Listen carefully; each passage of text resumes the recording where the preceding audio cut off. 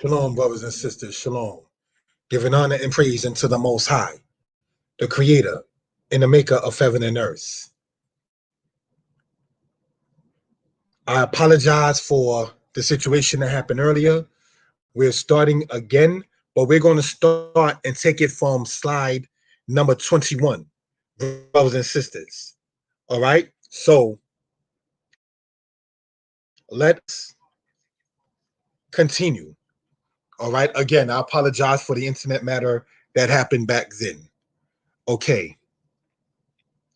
For a recap, if we will, brothers and sisters, this presentation is due to the fact or the concept or the idea that people are saying that the land of Israel, the promised land, is over here in the Western Hemisphere. And such, brothers and sisters, is not the case. So these are things we want to just sit there and point out. For the people who had let me know that I was not heard, I appreciate that. And we want to, brothers and sisters, start again, but from slide 21. All right. And it goes as saying,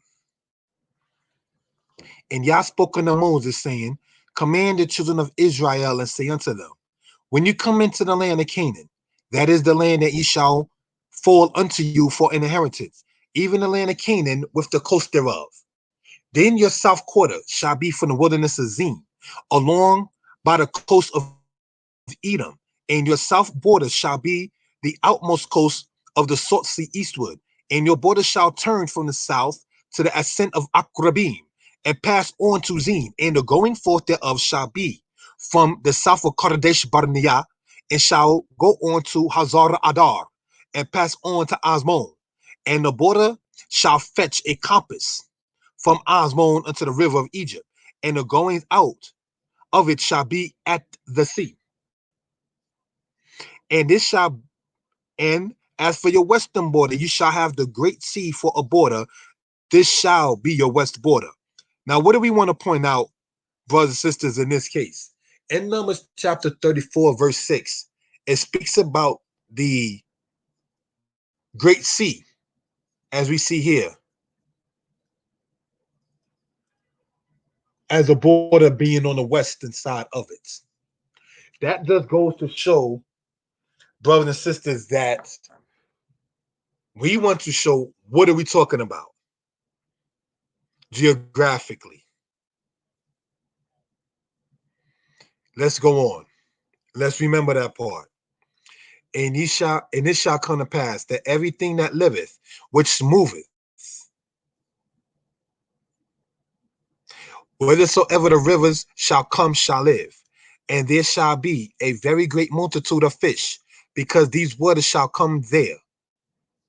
For they shall be healed, and everything that liveth and everything shall live whither the river cometh.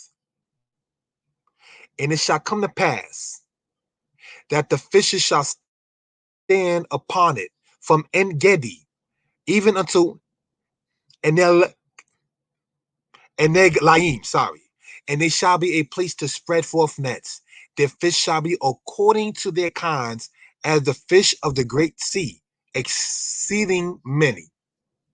So, brothers and sisters, En Gedi is over here. Now, they sadly, as we pointed out, incorrectly call this the Dead Sea, which should be by default, brothers and sisters, as we see here in Ezekiel, called the Live Sea. All right, the Israelites in the land actually call it such. All right, so that's what we want to point out for edification purposes. Now, these seas and these rivers that we're talking about is in, as we kept on pointing out, in the lands of the East. So it is not correct, brothers and sisters, to sit there and say that America is where the true land of Israel is at, in the West. Let's go on.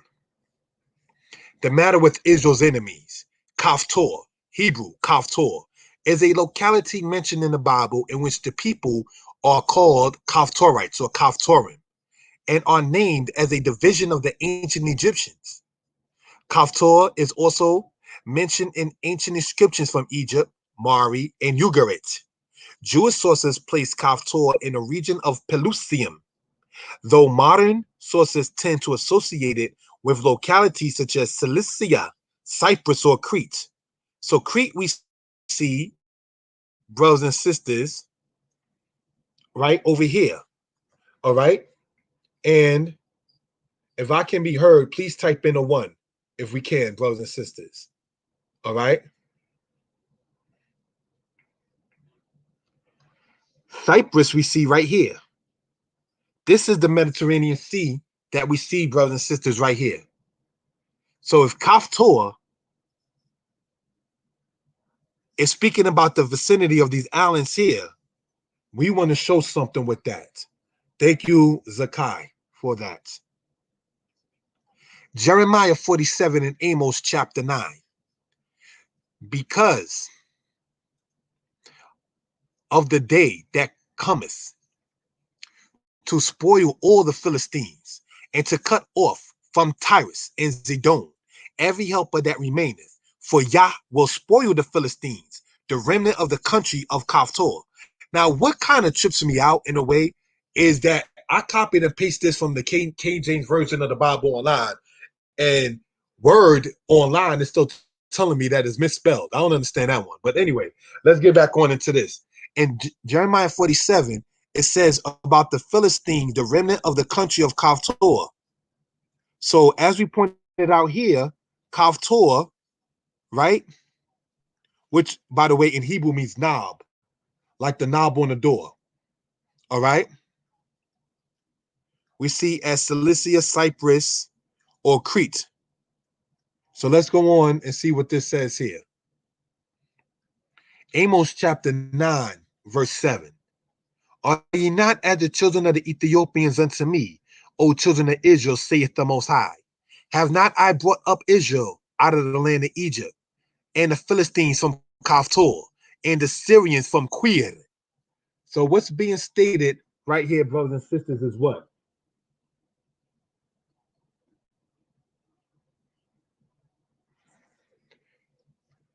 What do we want to point out? The Philistines from Kaftor, as we already been pointing out about the matter with Kaftor, right?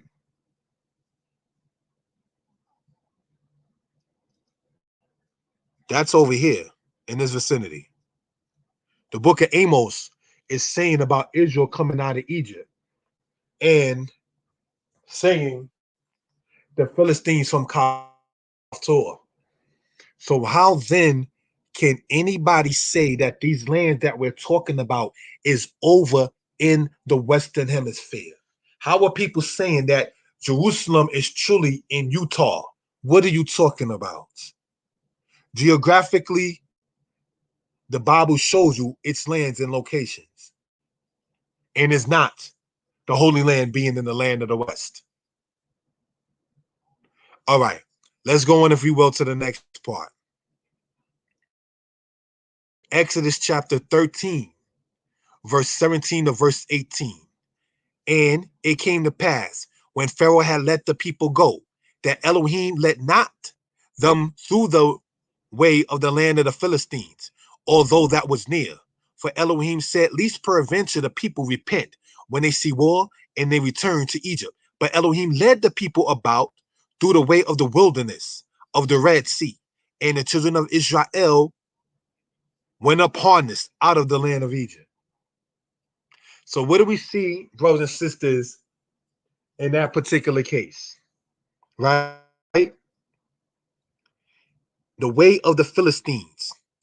Now, we already shown about the Philistines coming from the land of Kaftor. So the lands they went to after coming out of Kaftor is right over here where the Philistines was at.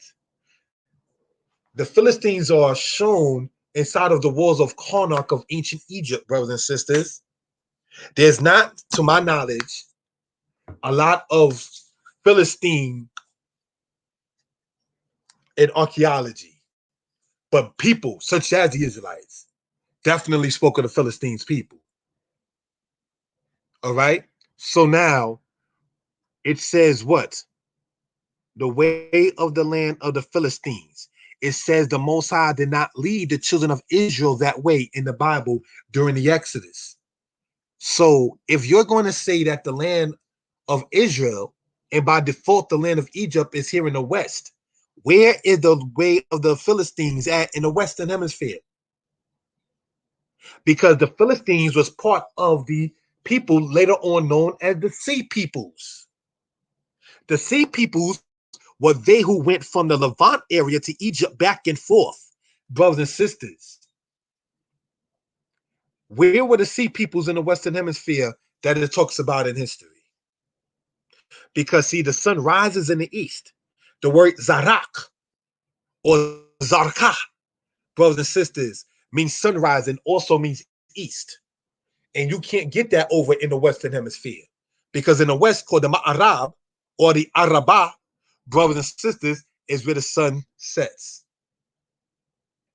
So these are just things we want to point out for reference purpose geographically, if we will.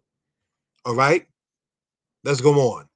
The way of the land of the Philistines, shown here. And over here we see the land of the Philistines.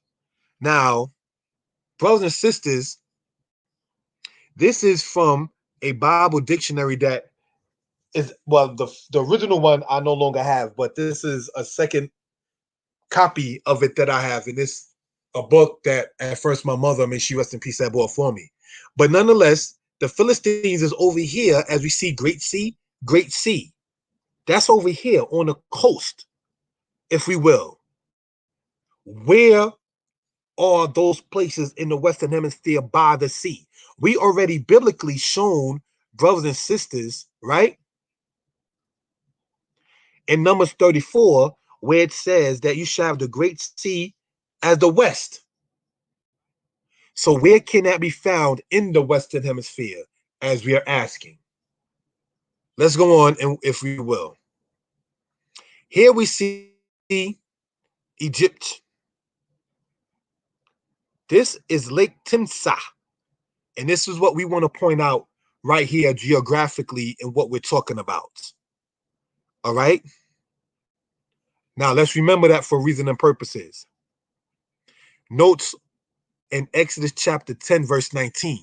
The Sea of Reeds is rendered in many cases as the Red Sea, although it is more properly refers to the marshes in the vicinity of Lake Timsah.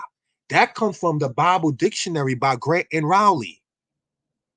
So when we look at this right here and show where this is talking about Timsah in Egypt, comparing it to this, that's in the land again in the east. It says in Exodus chapter 10, verse 19, and Yah turned a mighty strong west wind, which took away the locusts and cast them into the Red Sea. There remaineth not one locust in all the coast of Egypt. Now, why, brothers and sisters, does this become important? This becomes important, Shalom facing east. This becomes important because we want to show geographically what we're talking about. Later on, we're going to talk about some of the animals and how to identify what place is what. All right? So let's go on, if we will, to the next part. Thank you. Genesis chapter 41 and Exodus chapter 1. And it came to pass at the end of 2 full years that Pharaoh dreamed, and behold, he stood by the river. Now, what do we want to point out when it says here by the river? Right? We want to show this here in the red, if we will. That's why I made sure I put the Hebrew in it in that particular case here. This word here is Haor. Let's look. Wahi makwit shanatayim yamin. Uparo kolim wihine omed al Haor. Right? The word Yaor, brothers and sisters, all right, shown here in this color, now shown here in green, now shown here in blue. All right, and we want to enlarge that part, if we will, because there's something that we want to point out about this for edification purposes. So let's look, if we go to Times New Roman, all right, in that particular writing style or font, if you will, right? Al Hayor. This word here is talking about the Nile River in particular, not just any water. All right. Now let's go on in Exodus chapter 1. It says this, and Pharaoh charged all his people, saying, every son that is born you shall cast into the river, and every daughter you shall save alive. So again, we see here, and by the river or into the river, Waizar Paro, Loko Amo Lemor, Kol Habin, Hai Yelod, Hai Ora, Tashlikuhu, Al Habat, Tekayun. So what do we see right here, brothers and sisters, in that particular case? Right? It says Hai Ora, meaning toward or to, brothers and sisters.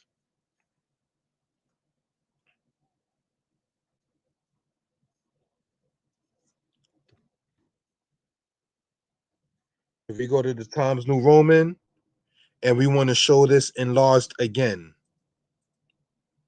that is identifying the aspect of the Nile, not just any river. So the word for river in Hebrew is the word Nahar. All right? We want to point that out. Nahar means river. Before we had the internet problem, Mesopotamia we went over, and in the Hebrew that's referred to as Naharayim, which means the double rivers or the two rivers. All right? This particular river called the Nile in Egyptian is referred to as the Iteru. In the Hebrew, it's referred to as the Yaor. So where is the Nile River, the Iteru, the Yaor over in the Western Hemisphere? It's talking about a specific river, and that river is in the land of the East. Let's go on. Psalm 78 and Isaiah chapter 7. And turned their rivers into blood so that they could not drink their streams. Let's look at that, bold that part, if we will. Right? Times New Roman, letting y'all see me do that particular aspect. All right, maybe that's a bit too large. Yo, Orehem.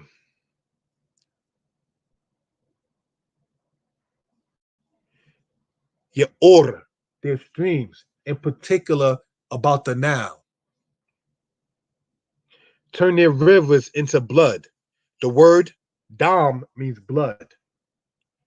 All right, and we're going to put that in red so it can stand out for edification purposes. Dam means blood, on there in the red aspect. And it shall come to pass in that day that Yah shall hiss for the fly that is in the uttermost part of the rivers of Egypt, and for the bee that is in the land of Assyria. So again, when we look at rivers of Egypt here, and we want to, brothers and sisters, if we will, all right, Times New Roman that. Wahaya bayom hahu. Yish rok yod he wahe. Laz boob asher pikzeh. Ya ore mitzrayim. What are we pointing out? And we want to enlarge this. And thank you for bearing with me with the time. Ya ore, speaking of the rivers of. Because if you look, brothers and sisters, right back where we were at earlier,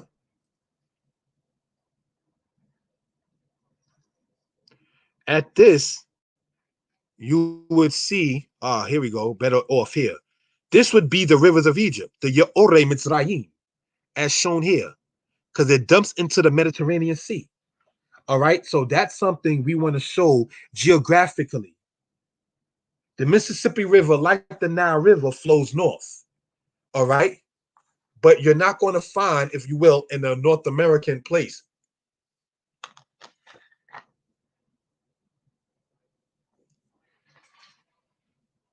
Tameri, and Tashmehu, northern and southern Egypt, or upper and lower Egypt. You're not going to find that here in the Western Hemisphere. So we want to show geographically what we are talking about. Again, I apologize for the matter that happened with the internet going bad, but let's continue on in this particular case. All right. Ezekiel chapter 29, verses 1 to verse 3. Shalom to Sarai, Michaela, Shalom facing east, and Shalom to Zakai. Let's continue on. Thank you for joining back in.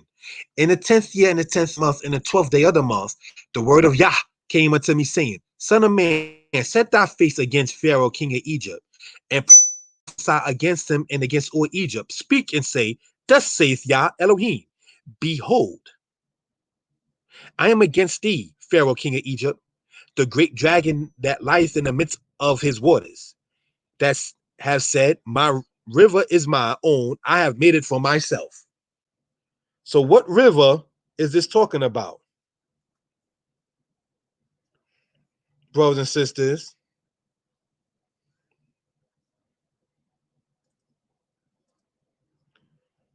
Daber, speak. Wa amarata, and you shall say, Ko amar Adonai Yodeh Wahe. Thus saith the Lord God, Hinni, behold me, Aleka, concerning you, Paro, Pharaoh, Melech Mitzrayim, king of Egypt, Hatanim ha Gadol, the great dragon or the great sea monster, Harobet Batok Yaorail, that lieth, or that is reclined, if you will, within the midst of his waters. Again, we see this word here, Yaorail, brothers and sisters. And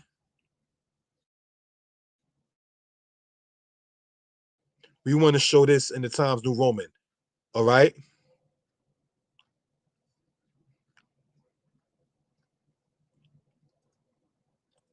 And we want to enlarge it so we can sit there and expound upon this particular case, if we will. Right. Thank you for that.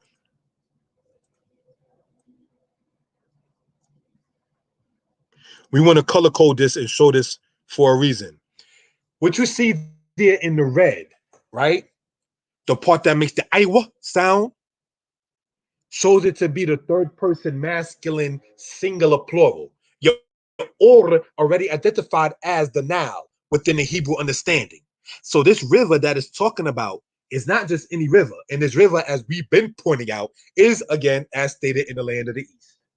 Okay, so it is madness for anybody to come up and say that the land of Israel is in America. As we pointed out on the channel last night, you're going to have a hard time explaining Deuteronomy 28. Deuteronomy 1, if we will, right? Turn you and take your journey and go to the hill country of the Amorites and unto all the places nigh thereunto, and the Arabah, in the hill country, and in the lowland, and in the south, and by the seashore, the land of the Canaanites, in Lebanon, as far as the great river, the river Euphrates. All right. Nahar Parat. Parat, in this case, brothers and sisters, identifies the Euphrates River. We spoke earlier of the Euphrates River before the internet matter happened, right? And that was in regard to the aspect of the which again, as pointed out, is in the land of the east. And here we see the river Euphrates. Brothers and sisters, that's in the land of the east, not the west. Let's go on. We are in Genesis chapter 15, verse 18. And it says this, In that day, Yah made a covenant with Abraham, saying, Unto thy seed have I given this land, from the river of Egypt unto the great river, the river Euphrates. but Yom Hahu, Karat Yode Wahe, Et Abram Barit Lemor, Lazar Akah, Natati Et Haaretz, Hazot, Minhar Mitzrayim, Ad Hanaar Hagadol, Nahar Parat. So the geography of the promised land given to Abraham, brothers and sisters, is already shown in the scriptures. And again, not being dogmatic or redundant, is not in the land of the east. It's in the land of, pardon me, is in the land of the east. Sorry about that. It is not, brothers and sisters, in the land of the west. All right, that teaching does not suffice how the scriptures lays it out. All right, so let's go on, if we will, to the next part. Intermission. Giving honor to the creator of heaven and earth. This presentation was and is brought to you all in love. I do not claim to know everything, and I am open to constructive criticism. For the remainder of the slides, we will explain how the concept of saying that Israel, the land being in America, is madness, and examine a portion of the Bible where they say it is valid. Let's look at this here, brothers and sisters, and pay for, again, edification purposes.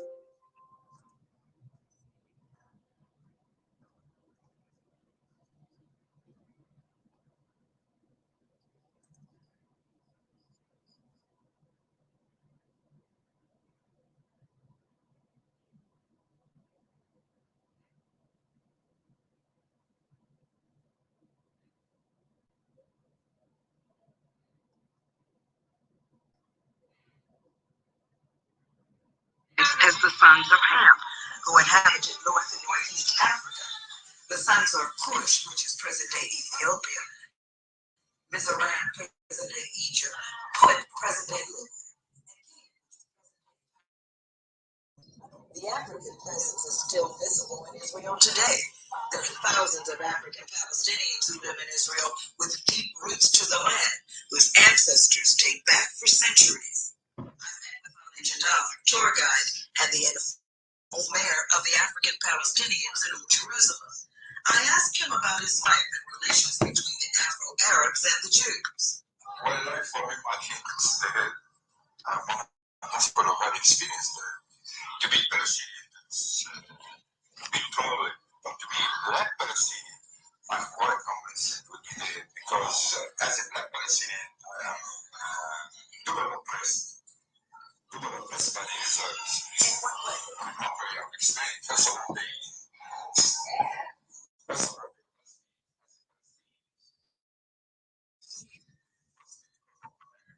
Whenever I go around the Israeli side, they call me Kushi. Kushi means nigger.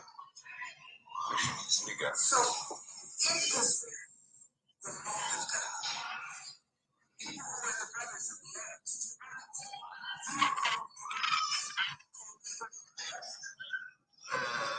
let's say on the surface, this is what they say, that this is the land of God, we are cousins, there should be proper equality.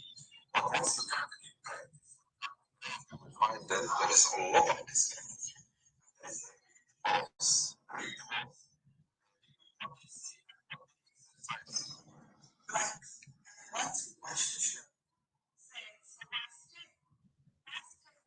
You were called nigger every day. Why stay when you were denied your rights? On the contrary,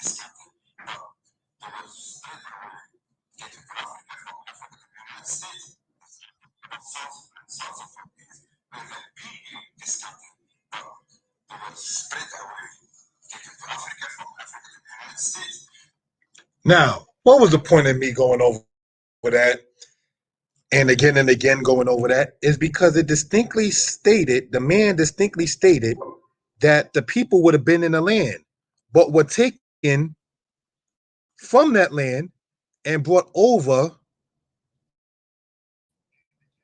brothers and sisters, to Africa, and from Africa to the United States. Now, that was on BET some years ago on TV. The man named Ali Jida stated that the people, his people, would have been in the land of Israel, but was taken to Africa, and then from Africa to the United States.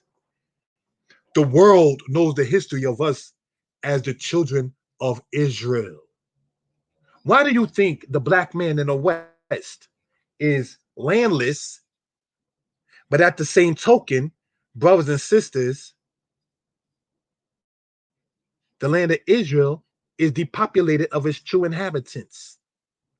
So we got to ask ourselves, while there are people, as was pointed out in that video, in Old Jerusalem, which is in the east, and the guy saying that his people was scattered throughout Africa, taken to Africa, and then from Africa to the United States. So how are people in the West saying that the land of Israel is in the West when you got people, as pointed out on that video, that has roots going back thousands of years, that speak about us being brought over to the West? Israel, the people, was brought to the West, but the land of Israel was never moved to the West.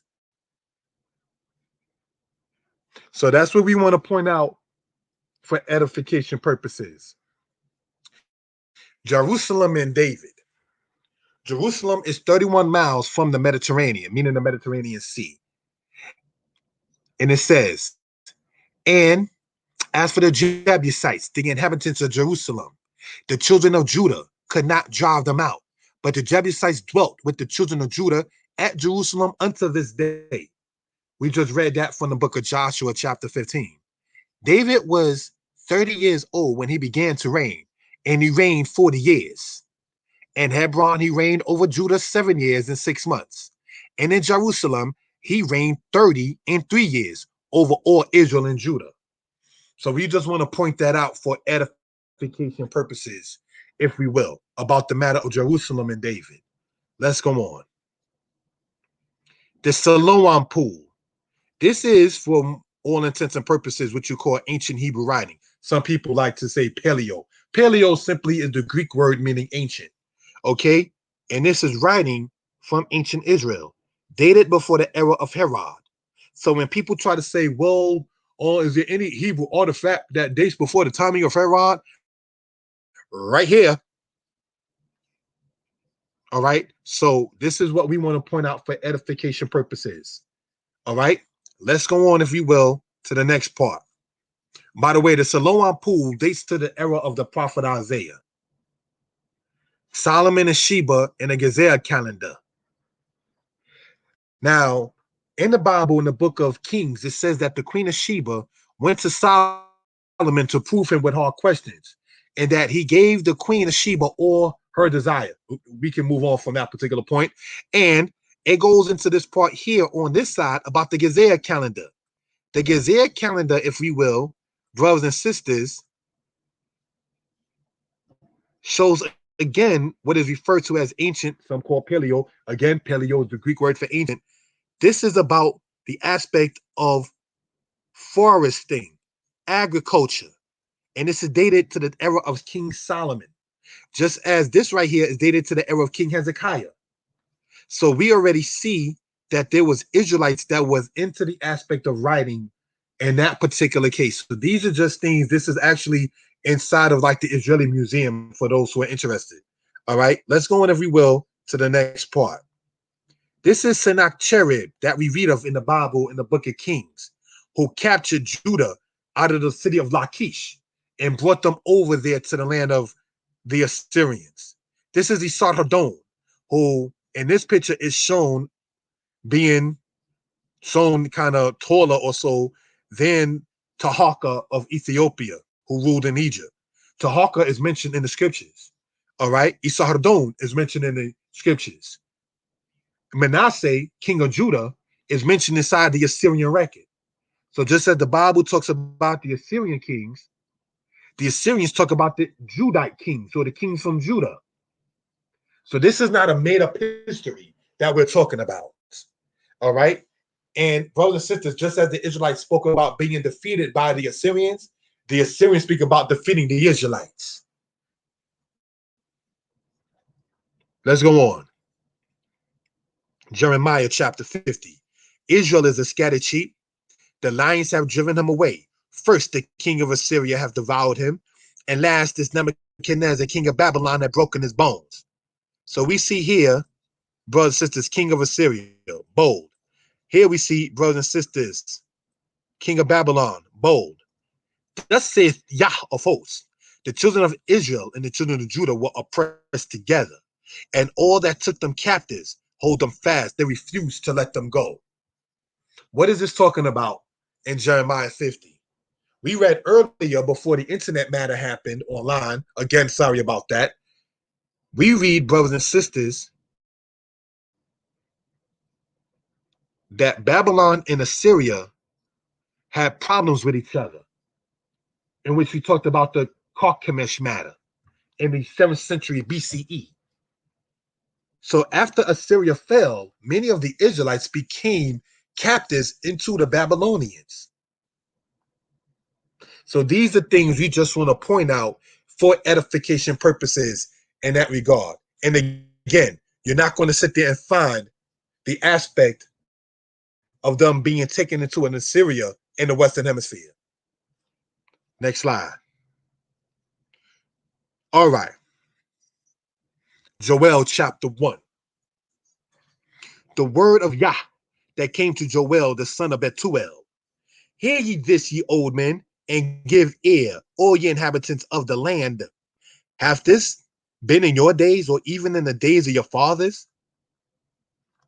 Tell your children of it, and let your children tell their children, and their children another generation. That which the palmer worm hath left, hath the locust eaten. And that which the locust hath left, hath the cankerworm eaten. And that which the cankerworm hath left, hath the caterpillar eaten. Again, I don't know why they're telling me that it's spelled wrong when I copied and pasted from the KJV online. But nonetheless, brothers and sisters, the Hebrew that we read of in Joel 1, when it said the palmer worm is the word gezem, the word locust is the word arbe, the word cankerworm is yelek, and the word caterpillar is kasil. But do you know something that's interesting about those words when you get into the language of it, such as gezem, arbe, yelek, and kasil? Sisters, locusts. We read earlier about the locusts in the Bible in Egypt in Exodus chapter 10. These different animals that we read of symbolize the kings of Assyria that attacked the children of Israel. Now, people are trying to take the book of Joel, looking at animals, thinking it's just talking about that, forgetting about the serpent of Dan, the wolf of Benjamin, the donkey of Issachar, and the lion of Judah, forgetting the fact that it says the tribe of Gad has faces like lions, forgetting about the fact, brothers and sisters, that it talks about the ravenous wolf as mentioned of Benjamin, and that Naphtali is a hind let loose. So sometimes animals are used to depict peoples, nations, and tribes. So with that being the case, once we already understood that the palmer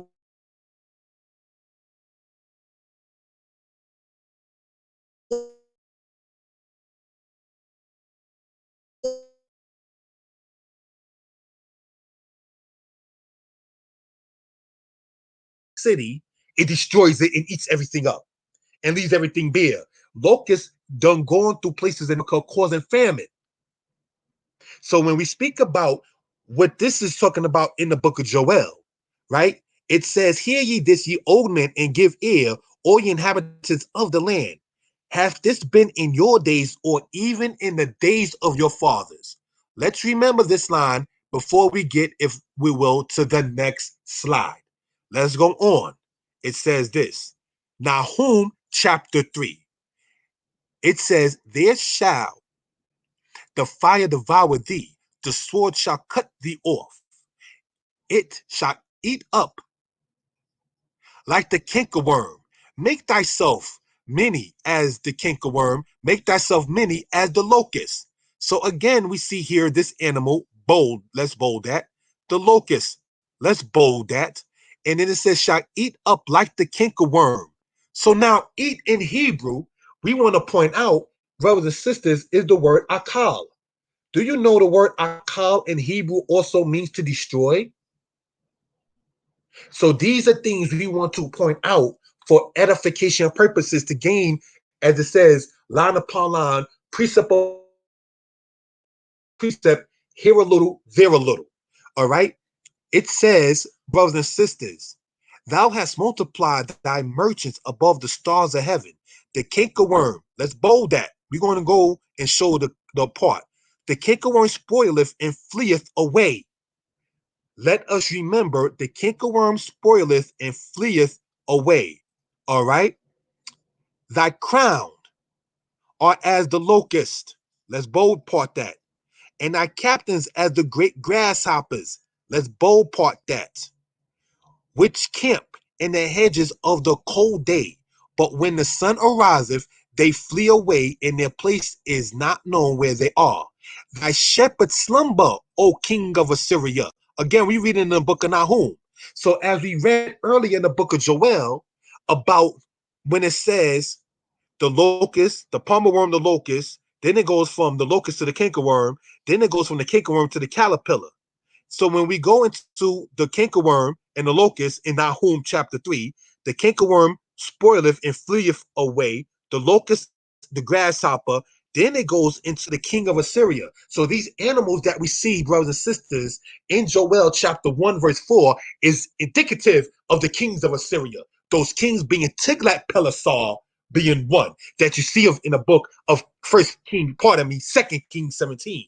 Then, brothers and sisters, it goes from that to Shalmaneser that you see of, brothers and sisters, in Second Kings. Then it goes to Sargon that you see of in Isaiah 20. Then Sennacherib, which pictures we showed earlier in Isaiah 36. That, brothers and sisters, is the explanation on how that is to be the case. Brothers and sisters have taken the book of Joel, chapter 1, verse 4, and not understanding that the words in the Hebrew, that is to say, Gezem, Arbe, Yelek, and Kasil, can be, brothers and sisters, translated all into locust and a certain type of locust into actually sitting up there saying that those animals are indicative and indigenous to the West. And so now Joel and the rest of the people in the Western Hemisphere, no, it wasn't. That's why we have to look at the animals and see what the animals do. Then we can look and see what did Assyria do to Israel. This is why when we get into Nahum chapter 3, verse 18, thy shepherds slumber, O king of Assyria. Thy nobles shall dwell in the dust. Thy people is scattered upon the mountains, and no man gathereth them. There is no healing of thy bruise. Thy wound is grievous. All that hear the brutes of thee shall clap their hands over thee. For upon whom has not thy wickedness passed continually? So what is it talking about? When Assyria came through, they took the kingdom away. But as it says, they put their governors over them. The kings of Assyria talking about putting their governors over the Israelites that was around, that was still in the land. So brothers and sisters, Joel chapter 1, verse 4 is not talking about literal animals. It is talking about Tiglath-Pileser, and then after him, it's talking about Shalmaneser, the Sargon, and Sennacherib. Just as much as it talks about the tribe of Gad having faces like lions. Just as much as it talks about the lion whelp of the tribe of Dan. Just like it talks about the lion of the tribe of Judah and the wolf of the tribe of Benjamin. That's why in all you're getting, get understanding. Let's go on, if we will, to the next part. Isaiah chapter 7. Yah shall bring upon thee and upon thy people and upon thy father's house days that have not come, from the day that Ephraim departed from Judah, even the king of Assyria. Why do we go over this part in Isaiah 7? Remember when we went over here in Joel 1, when it says the word of Yah that came to Joel, the son of Pethuel. It says this, hear ye this, ye old men, and give ear, O ye inhabitants of the land. Hath this been in your days or in the days of your fathers? Tell ye your children of it, and let your children tell their children, and their children another generation. Don't forget what Assyria did to the house of Israel. So what is it saying? Has this been in your days or in the days of your fathers? So now in Isaiah 7, verse 17, remembering about the your days or the days of your fathers from Joel chapter 1, it says, Yah shall bring upon thee and upon thy people and upon your father's house. We just spoke about fathers and children in Joel. Days that have not come from the day that Ephraim departed from Judah, even the king of Assyria. So has it been told, Israel ain't never expect the king of Assyria to come up against them.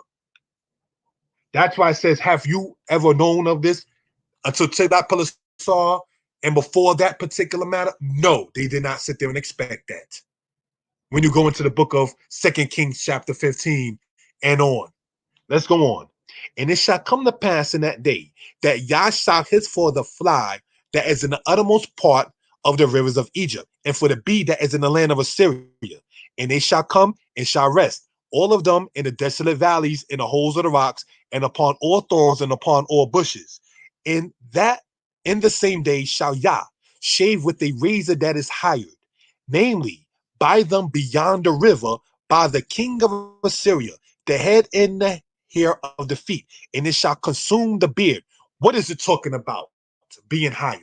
It shall consume the beard. It says that when the tribes of the northern kingdom of Israel, beard, Zaquan in Hebrew, elder, Zaquain. Your beard is part of your puberty, brothers and sisters. It shall shave away the beard, is causing you to be less than standing up as a man. That lion image is gone. That's what that's talking about. Let's go on. And it shall come to pass in that day that a man shall nurse a young cow and 2 sheep. And it shall come to pass for the abundance of milk that they shall give, he shall eat butter. For butter and honey shall everyone eat that is left in the land. Everyone eat that is left in the land. Regarding the king of Assyria coming through, about everyone left in the land, remember what locust does? Locust consumes, and it's gone. That's what Assyria's empire did to the house of Israel. And it shall come to pass in that day that every place shall be where there were 1,000 vines, at 1,000 silverlings, it shall be for briars and thorns. What is this talking about here, brothers and sisters? Whereas you had the vines and silverlings for briars and thorns, because that's what locusts do. They consume the things and cause famine to come into play. So now when we go way back here to Joel about the palmer worm locust and the locust cankerworm and the cankerworm caterpillar, and we already explained that all of those animals can be translated from the Hebrew as locusts and different kinds of locusts. We already know what it does. We already know what that does. This is why we went over here to the book of Nahum, line upon line and precept upon precept, with the cankerworm, the locust, spoileth and fleeth away, locusts, grasshoppers, king of Assyria, not too hard to figure out, king of Assyria, here in the book of Isaiah chapter 7. See, this is how you teach. And I'm not trying to be disrespectful. But brothers and sisters, this is why it's good to learn the Hebrew. That's why it's good to get a concordance. That's why it's good to meditate upon the word and thank the Most High for understanding. Because you got Israelites who don't care to go into the language and are up there not realizing that the land of our home is in the land of the East. Saying that America is where the true land of Israel is at. That is madness. So this is what we want to point out for reasonable purposes. With arrows and with bows shall men come there, because all the land shall become briars and thorns. And on all hills that shall be digged, and with the mattock, there shall not come thither the fear of briars and thorns, but it shall be for sending forth of oxen and the treading of lesser cattle. When Assyria came through, Israel as the northern kingdom was done as a kingdom. This is why Hezekiah at one point was called the king of Israel, who was the son of Ahaz, because there was no northern and southern kingdom after Assyria came through. When you go in your own time, if you will, brothers and sisters, into the book Hebrewisms of West Africa, it talks about that for edification purposes. So again, these are things we want to point out and show. Maps, linguistics, prophecy, the book. There's going to be another presentation concerning this because there's more notes that we got to go over because it's a plague, if you will, a magefa, to come into the house of Israel saying that America is where the land of Israel is at. Such is not the case. Let's go on, if we will. Joel chapter 1, verse 6 through 10. For a nation is come upon my land, strong and without number, whose teeth are as the teeth of a lion, and he hath the cheek teeth of a great lion. Brothers and sisters, we read earlier in Jeremiah about the lion regarding Assyria coming against the house of Israel. He hath laid my vine waste and barked my fig tree. He hath made it clean bare and cast it away. The branches thereof are made white. So do you know what happens again when locusts come in? Do you know what happened when ancient Israel and the Assyrians came in? That's why the Assyrian people in Joel is compared to the locusts. It says concerning this nation that came upon the land, he hath made my vine waste. So now when we go back again, line upon line, into the book of Isaiah, we read here about 1,000 vines. And we want to color code this so we could begin to see and show what we're talking about for edification purposes. And we want to make that a little aspect a little bigger. All right. So now, what are we doing and going over in this particular case, if we will? 1,000 vines and 1,000 siblings shall be for briars and thorns. That is talking about what will happen when the king of Assyria. We're going to color code this too, brothers and sisters, for edification purposes. So now when we go back in the book of Joel, it says he has made my vine waste. That's what locust does. So you cannot, brothers and sisters, not understand what happened to the house of Israel with Assyria in talking about we are the true Israelites, but our land is over here in the west. Brothers and sisters, no, it's not. We already pointed this out throughout the book of Numbers with the rivers and the seas and the oceans. We already pointed this out just going into Egypt itself. We already pointed out by talking about the aspect of Sennacherib, because the land of the Assyrians, when they of Assyria lost to Babylon and Carchemish, that's in the land of the east. We talked about the Euphrates River. There is no Euphrates River in North America, brothers and sisters. We talked about the Euphrates in the time of Abraham, and we talked about the Euphrates during the era that came much later on. We talked about the Nile River and Pharaoh Necho. Necho of Egypt is Dynasty 26. When we go into Ezekiel chapter 29, we talked about Chaldea being the original place where Abraham came from, and that being in Ezekiel 23, namely verse 15, about the nativity, the nolad from the word yalad, when you get the word yeled, meaning boy, or yalad, which means to give or to beget, meaning he begot him, he sired him. That's how you teach, brothers and sisters. So, brothers and sisters, America is not the home of the land of Israel.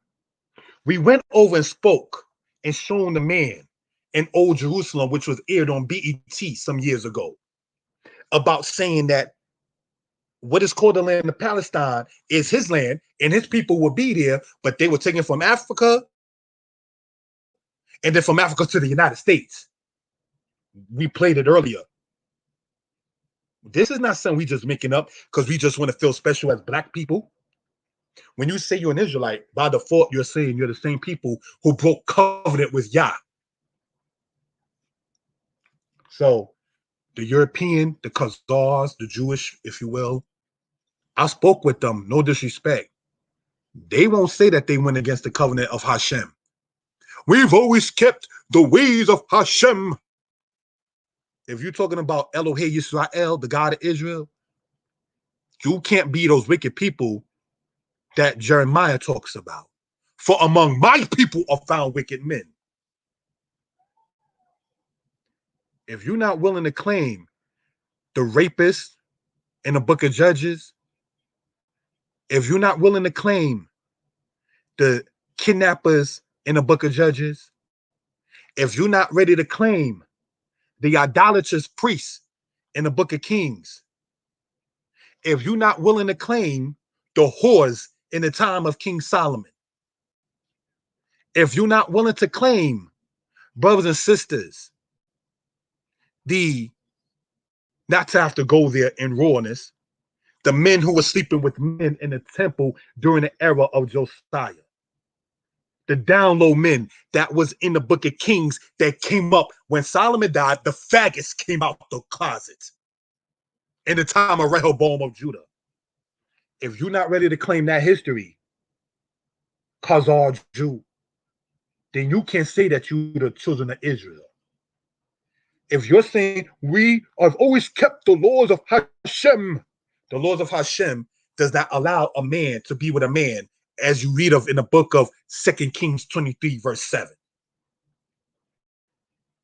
If you're not willing to claim the slave masters that Jeremiah 34 talks about, and because Israel mistreated their captives, the Most High brought Babylon upon them. If you're not willing to claim the jackals of the wilderness that Lamentations talk about when it says the daughter of my people have become cruel, if you're not willing to claim that, like, not to be disrespectful, the lady in the movie South Central, I'm supposed to just look at my son sitting there and sleeping there, I can't talk to him. If you're not willing to claim that, her eyes shall be evil toward the husband of her bosom, and toward her son, and toward her daughter, as it says in Deuteronomy, the 28th chapter.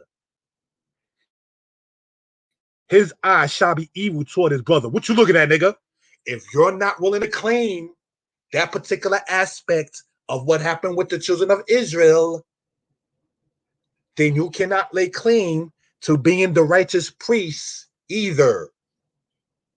Because the relatives of Zadok, the priest that you read of in the time of Solomon, was related to Levites who was okay with the man and the man sleeping inside the temple that Solomon had. If you're not willing to claim to be part of those men in nation that is maybe not even in character, when the women in Israel will bring up the offering and they'll take her in the back and try to, quote, hit that, when those women did not come forth sexuality, but the priest in ancient Israel would sit there and sleep with the women inside the temple when they brought the offerings. It talks about that in the book of Samuel, chapter 8.